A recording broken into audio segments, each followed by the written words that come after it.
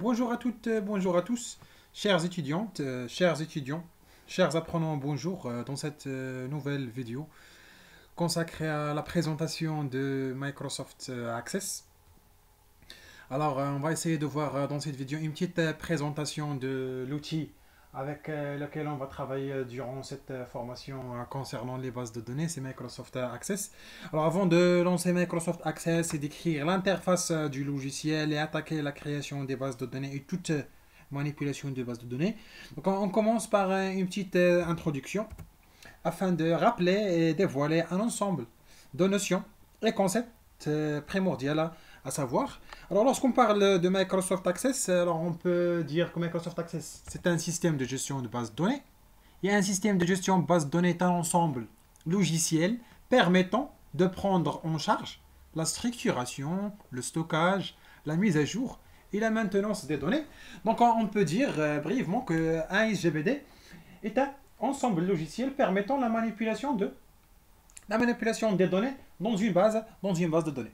Alors, pour bien préciser, Microsoft Access, c'est un SGBDR, un système de gestion de base de données relationnelles où les informations sont organisées dans des tableaux à deux dimensions appelés des relations ou bien des tables. Alors, la notion ou bien l'élément de base du modèle relationnel, c'est la relation ou la table. Et la table, c'est quoi? C'est un tableau de deux dimensions, lignes et colonnes. Alors, on trouve plusieurs solutions comme étant des systèmes de gestion de bases de données relationnelles, à savoir MySQL, PostgreSQL, Microsoft SQL Server, Oracle Database et Microsoft Access. Alors, ce qui diffère une solution de l'autre, c'est la masse de données supportée. Aussi, c'est la licence. Alors, on trouve des logiciels libres et d'autres qui sont propriétaires non libres, à savoir Oracle Database, Microsoft Access et SQL Server. Alors, notre choix, c'est de travailler avec un Microsoft Access. Alors, puisque c'est un logiciel ou bien un système facile à utiliser, et aussi, il fait partie de la gamme Office. Alors, cette gamme qui est indispensable pour tout utilisateur, qu'il soit étudiant, professionnel ou autre chose. Voilà, alors, après avoir vu le SGBDR, alors on a dit que le SGBDR, c'est un système de gestion de base de données qui se base sur le modèle relationnel. Alors, on va voir c'est quoi déjà le schéma relationnel. C'est une notion dont on aura besoin pour la création de nos bases de données. Voilà, alors le schéma d'une relation, ou bien le schéma d'une table, c'est l'ensemble constitué du nom de la relation, suivi de la liste de tous les attributs sur lesquels elle est définie. Alors, exemple pour mieux comprendre. Alors, c'est quoi le schéma relationnel d'une table? C'est le nom de la table, suivi de l'ensemble des attributs constituant la table.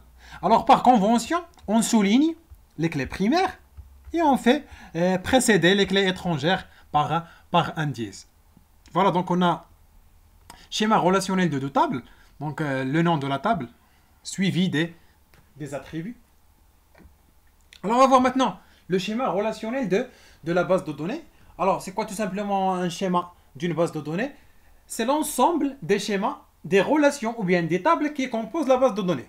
Alors, un exemple pour mieux comprendre. Alors, c'est quoi le schéma relationnel d'une base de données? C'est le schéma relationnel de chaque table. Par exemple, la base de données bibliothèque se compose de 4 tables, adhérents, auteurs, ouvrages et empreintes. Alors, le schéma relationnel de la base de données bibliothèque, c'est le schéma relationnel de la table adhérent et la table auteur, ouvrage et empreinte. Voilà. Alors, maintenant, on va voir la définition de Microsoft Access. Alors, on a vu que Microsoft Access, c'est un système de gestion de bases de données relationnelles édité par la société Microsoft. Alors, ce logiciel fait partie de la suite ou bien de la gamme Microsoft Office avec Microsoft Word, Microsoft Excel, Publisher, PowerPoint, et ainsi de suite. Alors, Access est un SGBDR permettant de gérer des données en masse. Il permet de créer des bases de données plus rapidement et de les gérer plus facilement. En outre, Access fournit des outils qui facilitent la communication et la collaboration à travers ou bien en utilisant des objets qu'on va essayer de voir dans la diapositive suivante. Alors, Microsoft Access offre un ensemble d'objets. Alors, la première des choses, c'est les tables. Alors, sert à stocker les informations. Alors, ce sont des fichiers qui contiennent un ensemble d'informations autour d'un même thème au concept. Alors, c'est la même notion de table qu'on a vu en modélisation logique. Alors, une table, c'était déjà à l'origine une entité. Alors, deuxième objet, c'est le requête. Alors, la requête sert à filtrer les données. Alors, en fonction de critères précis. Alors, elle sert donc à extraire les données des tables, alors permettant de sélectionner une partie des données. Alors, elles permettent également de réaliser des actions. Alors, comme par exemple effectuer des calculs, modifier des données, supprimer des données. Les requêtes aussi peuvent être enregistrées et ainsi réutilisées en cas de besoin. Le troisième objet, c'est les formulaires. Alors, un formulaire permet de saisir ou de modifier des informations dans les tables d'une manière plus conviviale que les tables. Par exemple, on peut intégrer des cases à coucher, on peut intégrer des listes roulantes, des images, des cadres, des zones de texte, et ainsi de suite. Alors, les formulaires ressemblent plus ou moins aux formulaires qu'on trouve sur des pages web sur Internet. Alors, les états servent à imprimer des données et permettent de présenter un même fichier ou bien un même document de données de façon différente. Par exemple, si on parle de clients, alors on peut avoir des documents qui présentent les clients soit sur 3 colonnes, ou bien on peut présenter les clients par ordre alphabétique de nom, ou bien regrouper les clients par région, par ville, par adresse, et ainsi de suite. L'objet suivant, c'est les macros. Alors les macros permettent d'automatiser certaines actions en programmant des boutons de commande. Alors par exemple, on peut programmer ou bien on peut dans un formulaire ajouter un bouton qui fait appel à un état. L'objet suivant, c'est les modules. Alors les modules servent à programmer. Alors c'est la notion de programmation. Alors sert à programmer d'une manière beaucoup plus pointue que les macros. Alors nécessite la maîtrise d'un langage de programmation VBA, Visual Basic for Application. Et le dernier objet offert par Microsoft Access, c'est un langage universel permettant la manipulation des objets et des données dans une base de données. C'est le langage SQL, Structured Query Language. C'est le langage de requête structurelle. Voilà, alors après avoir vu un bref aperçu de Microsoft Access, la définition et les objets de Microsoft Access, alors maintenant on va voir l'interface et l'environnement de travail de Microsoft Access. Je lance Microsoft Access.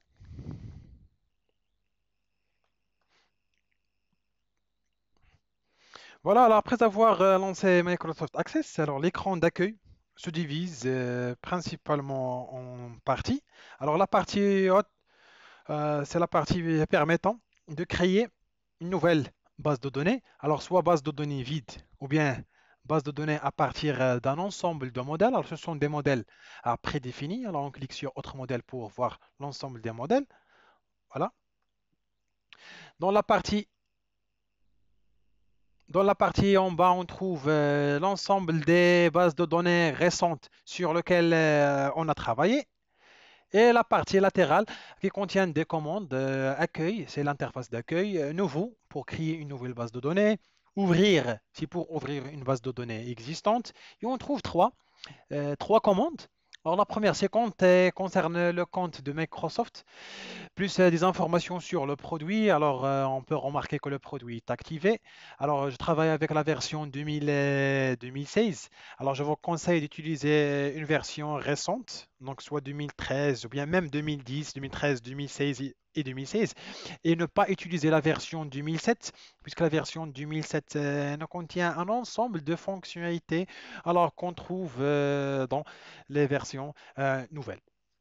Alors, deuxième option, ça concerne avis. Alors, ça ne concerne pas pour le moment. Et la troisième option, c'est option. Alors, cette commande permet de personnaliser certaines options de Microsoft Access. Alors, à savoir, par exemple, l'emplacement par défaut de notre base de données, ou bien la base de données active, les feuilles de données, la vérification d'un ensemble d'outils, et ainsi de suite. Alors, je dis bien, ce sont des options qui concernent Microsoft Access et non pas une base de données. C'est-à-dire que le changement d'un paramètre ne concerne pas la base de données en cours, mais Microsoft Access tout entier. Donc, toute modification à ce niveau, alors, sera prise en charge par l'ensemble des bases de données à créer par la suite. Voilà, alors on va essayer de découvrir l'environnement de travail de Microsoft Access. Alors, je vais ouvrir une base de données existante. Alors, je lance la base de données gestion similaire. Voilà. Alors, une fois on lance Microsoft ou bien l'environnement de travail de Microsoft Access est le suivant. Alors, déjà, l'interface ne diffère pas dans sa structure plus ou moins avec les autres logiciels de la gamme Office, à savoir Microsoft Word, Excel, PowerPoint ou autre chose, avec plus ou moins deux parties. Alors, le ribbon avec des onglets, onglet accueil, crier, outils, base de données, compléments, ainsi de suite.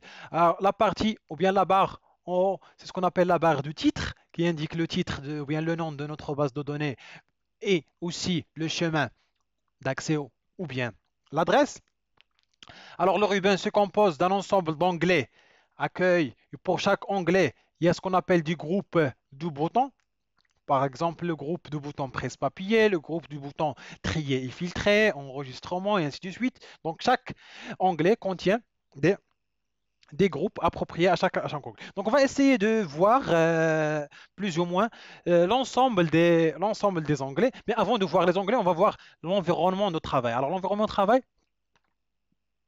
alors qu'est-ce qu'il contient? Alors, on va cliquer. Donc, on a parlé de gestion similaire, une base de données qui s'appelle gestion similaire avec deux tables. Table animateur et table similaire. Donc voilà, si on clique sur la table, voilà, il s'affiche sur l'espace de travail. Alors voilà, maintenant on va voir un aperçu de chaque onglet. On commence par l'onglet fichier. Alors il ressemble plus ou moins à l'écran d'accueil de Microsoft Access avec la possibilité d'enregistrer la base de données sous un autre nom ou bien dans un autre emplacement. Alors, ou bien les différentes commandes, ce sont les mêmes. Alors, le deuxième onglet, c'est l'onglet Accueil. Alors, l'onglet Accueil contient une zone à gauche. Alors, concernant l'affichage, alors cette commande permet d'afficher les tables de notre base de données selon deux modes. Alors, soit le mode feuille de données, alors c'est le mode dans lequel on trouve des enregistrements. Ou bien le deuxième mode, c'est le mode création. Alors, le mode qui concerne la structure de notre table, à savoir les différents attributs et le type de chaque attribut. Aussi, on peut personnaliser même les paramètres de chaque champ ou bien de chaque attribut. C'est ce qu'on va essayer de voir au fur et à mesure. Alors, on trouve aussi à côté de cette zone des groupes qui concerne soit le presse-papier, soit filtrer et trier les données, les enregistrements et ainsi de suite. Alors, on constate que l'ensemble des commandes ou bien l'ensemble des options sont désactivées. Donc, il faut juste basculer en mode feuille de données pour afficher les options concernant, par exemple, le tri, le filtrage, l'ajout des enregistrements et même la mise en forme. Alors, on peut, par exemple, mettre en forme notre tableau, par exemple, de mettre les champs en gras, italique. On peut même changer la taille. Voilà, et ainsi de suite. Voilà, c'est tout ce qui concerne l'onglet accueil. Alors, le deuxième onglet, c'est l'onglet crier. Alors, comme son nom l'indique, elle permet de créer des objets, à savoir des objets prédéfinis comme des modèles, ou bien les objets qu'on a vus de Microsoft Access, c'est des tables, des requêtes, des formulaires, des états et des macros. Alors, on va essayer de voir toutes ces options au fur et à mesure. Alors, l'onglet suivant, c'est données externes. Alors, elle permet d'importer et exporter notre base de données à plusieurs ou bien à différents formats, que ce soit format Excel, XML, PDF ou autres formats supportés par Microsoft Access. L'onglet suivant, c'est l'onglet, ce qu'on appelle outils base de données. Alors, l'onglet outils base de données présente des outils nécessaires à notre base de données. Alors, soit créer des relations, exécuter une macro, analyser les performances de notre base de données, et ainsi de suite, d'autres compléments qu'on va essayer de voir durant cette formation. Voilà, alors on peut dire que c'est l'ensemble des fonctionnalités offertes par Microsoft Access. Alors c'est une présentation dans laquelle j'ai essayé d'être bref et donner l'essentiel à savoir pour les travaux à venir. Alors je vous donne un rendez-vous pour la vidéo prochaine pour voir comment créer une base de données, comment personnaliser une base de données, comment manipuler une base de données en utilisant des requêtes et l'ensemble des objets offerts par Microsoft Access. Donc, bon courage, bon apprentissage et à la vidéo prochaine.